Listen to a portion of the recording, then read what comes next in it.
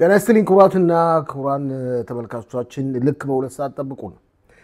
በዛሬው ዝግጅታችን ሰፋ ያለውን ቦታ የሚይዘው በአዛ በዝግጅት ላይ ስላለው የመስፋፋት ጦርነት ይሆናል። ከዚህ በተጨማሪም ባልታሰበ ሁኔታ የእስራኤል መከላከያ ኃይል በደቡብ ሊባኖስ በዛሬው ዕለት ከ30 በላይ ድብደባዎችን ፈጽሞ ነበር።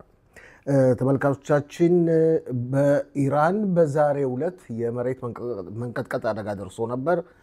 እስካሁን ድረስ የትና እንዴት እንደሆነ ግልጽ አይደለም።